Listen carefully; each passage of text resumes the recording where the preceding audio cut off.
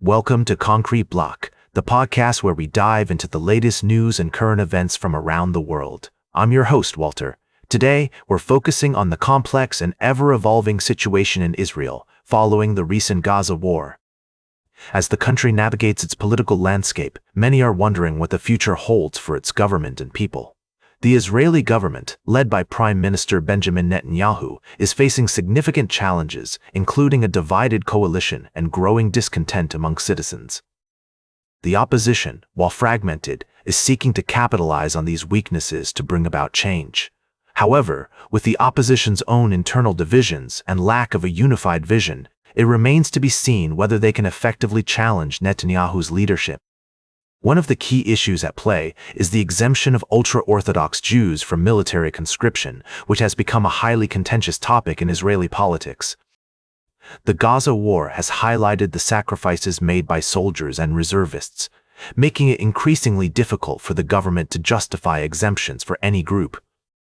Meanwhile, extremist settlers are posing a growing risk of provoking further violence in the West Bank, which could have far-reaching consequences for the region. As Israel approaches what could be a pivotal election, many are questioning whether the country is on the cusp of significant change. The war in Gaza has left deep scars, and the economic and social impacts will likely be felt for years to come. While some predict that the election may not lead to substantial shifts in the political landscape, others believe that it could be a turning point in Israeli history. The international community is watching closely as the outcome of this election will have implications not only for Israel, but also for the broader Middle East peace process. As we continue to follow developments in this critical region, one thing is clear: the path forward will be shaped by the complex interplay of political, social, and economic factors. We'll be right back with more of today's top news on Concrete Block. Welcome back to Concrete Block.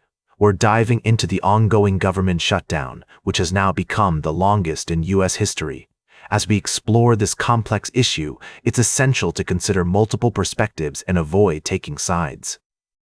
The shutdown has surpassed the previous record set in early 2019, with no signs of a resolution soon. Economists estimate that every week the shutdown continues, it costs the economy between $10 billion to $30 billion, with some estimates landing around $15 billion. This prolonged shutdown is not only affecting federal workers who are missing paychecks, but also millions of Americans who are losing access to food assistance, particularly during the holiday season. President Trump has acknowledged that the shutdown might have contributed to the GOP's recent election losses, while others, like Glenn Youngkin, blame the shutdown for the party's poor performance in Virginia.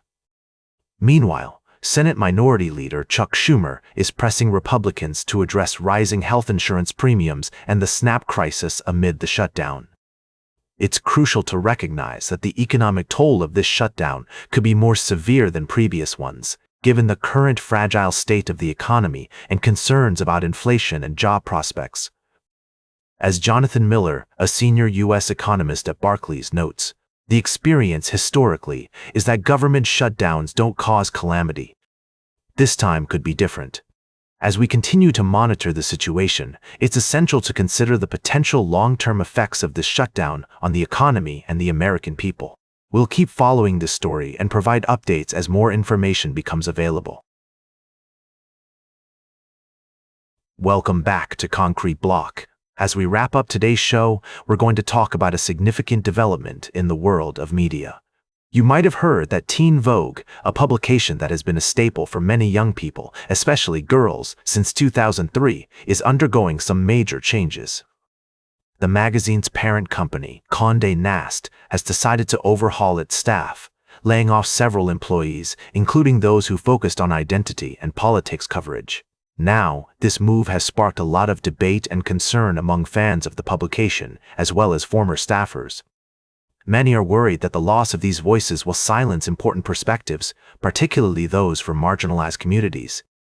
Some have taken to social media to express their disappointment and frustration, with one writer noting that Teen Vogue took young people seriously and provided a platform for them to engage with critical issues. On the other hand, it's worth considering the business side of things. Condé Nast, like many other media companies, is likely facing financial pressures and may be looking to streamline its operations. However, it's also important to recognize the value that publications like Teen Vogue bring to the table, particularly in terms of providing a space for underrepresented voices to be heard. Former Teen Vogue staffers, including the publication's former politics editor and style editor, have spoken out about the layoffs, with some expressing concern about the loss of diversity and representation on the staff. A fundraiser has even been set up to support the affected employees. As we consider this development, it's essential to remember the importance of a free and diverse press. While business decisions are inevitable, it's crucial that media companies prioritize the voices and perspectives that matter most to their readers. That's all for today's Concrete Block. Remember to like, share, and subscribe, and until next time, stay informed,